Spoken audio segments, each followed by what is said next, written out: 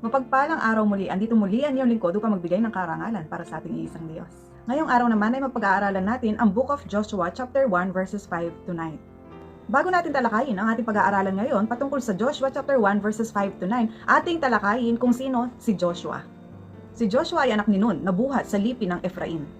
Siya din ang mayakda ng aklat maliban sa wakas na maaaring sinulat ng mataas na saserdoteng si Pinehas. Isa din siya sa mga naging alipin sa bansang Ehipto for 40 years. At naging isa sa mga 12 naging spies o tinatawag nating tiktik sa Tagalog sa bansang Kanaan na makikita natin sa Book of Numbers chapter 13 verse 8. Si Joshua ay isa sa mga naging faithful servant and companion of Moses na makikita natin sa Book of Exodus chapter 24 verse 13 and chapter 32 verse 17. At siya din ay isa sa mga naging katiwala sa pangangalaga sa tabernakulo na makikita natin sa Book of Exodus chapter 33 verse 11. At namamatay si Moises, si Joshua ang pinili ng Diyos para maging kahalili at tagapanguna ng mga Israelita na makikita natin sa Book of Deuteronomy chapter 31 verses 14 hanggang 23.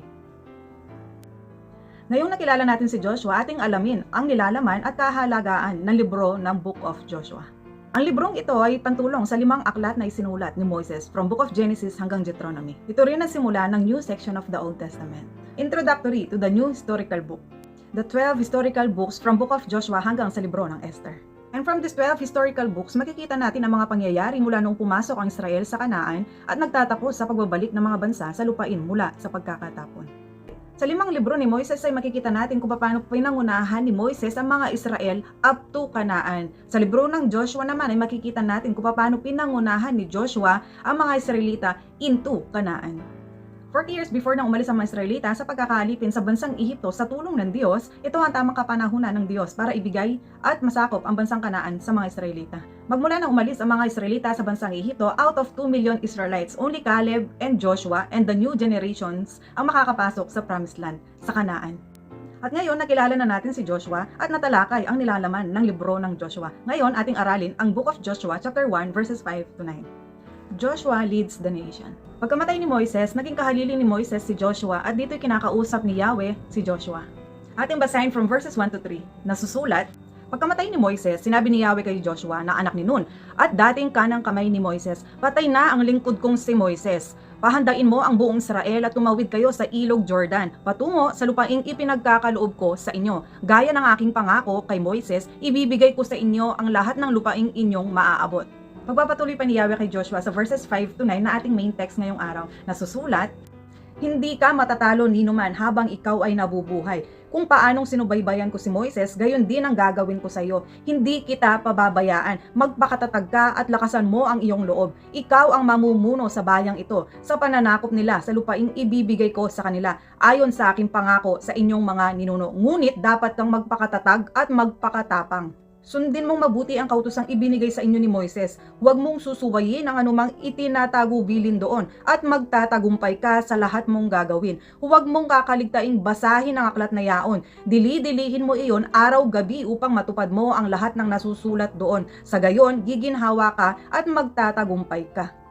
Alalahanin mong lagi itong aking tagubilin. Magpakatatag ka at tibayin mo ang iyong loob. Huwag kang matatakot o mawawalan ng pag-asa. Ako, si Yahweh, ang iyong Diyos ay sa iyo saan ka man pumunta. Kaya ito'y sinunod ni Joshua na makikita natin sa verses 10 to 11. Nasusulat, kaya ito pinagutos ni Joshua sa mga pinuno ng bayan, libutin ninyo ang buong kapamento at pahandain ang mga tao. Sa loob ng 3 araw, tatawid tayo ng ilog Jordan upang sakupin ang lupaing ibinibigay sa atin ni Yahweh. Ano nga ba yung mga qualifications ni Joshua para pangunahan ang mga Israelita? Una, God appointed him na makikita po natin sa Book of Numbers chapter 27 verses 18 to 23. Isa siya sa mga nananatiling buhay pa magmula sa pagkakaalipin sa bansang Ehipto hanggang sa kanilang pag-alis at pagpunta sa Kanaan.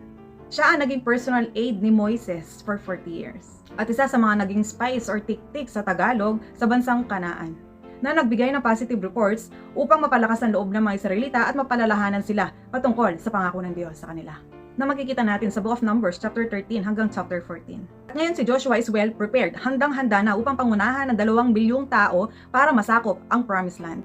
Without God, ang karanasang ito ay maaring nakakatakot. Ngunit with God, ang karanasang ito ay magtatagumpay. Kung paanong kasama ng Diyos si Joshua, kasama din po natin ng Diyos sa hamon sa buhay.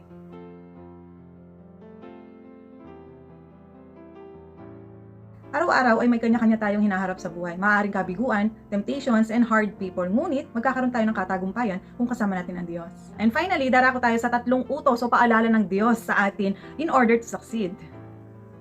Unang punto, tulad ng sinabi ni Yahweh kay Joshua na makikita natin sa verse 6, be strong and courage. O sa Tagalog, magpakatatag ka at lakasan mo ang iyong loob. Ang sabi naman sa verse 7, magpakatapang ka. Then sa verse 9, tibayin mo ang iyong loob dahil hindi magiging madali ang gawain sa hinaharap.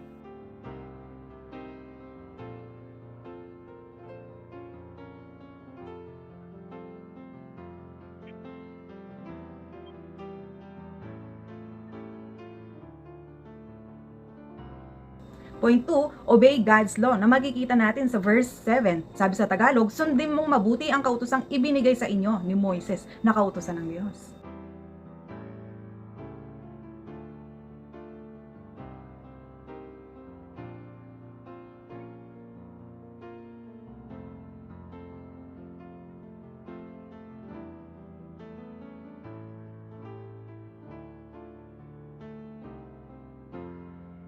And the last point, sabi ni Yahweh, constantly read and study the book of instruction, ang Word of God, na makikita natin sa verse 8. Sabi sa Tagalog, patuloy na basahin at pag-aralan ang salita ng Diyos, ang Biblia.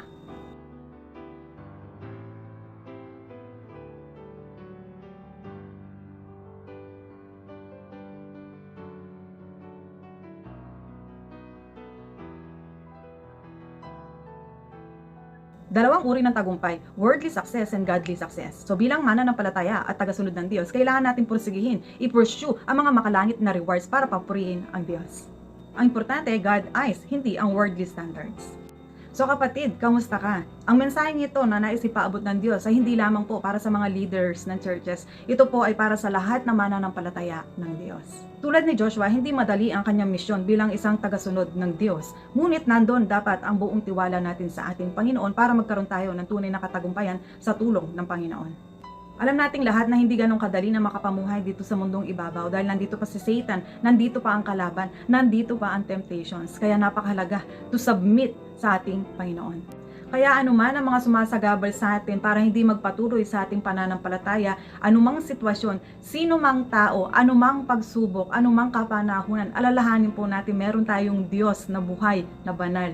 Ang ating Diyos, ang ating tagapagligtas, ang ating laging kasakasama, ang ating katulong, ang ating comforter, ang ating tagaturo, ang Diyos na ating pinaglilingkuran. Kaya laban lang, huwag tayong matakot. Meron tayong Diyos na buhay na laging kasama. Kaya kapatid, upang magkaroon tayo ng katagumpayan dito sa mundong ibabaw, habang hinihintay natin ang Panginoong Diyos sa kanyang muling pagbabalik, muli ang kanyang paalala at ang kanyang utos ay huwag nating kalimutan.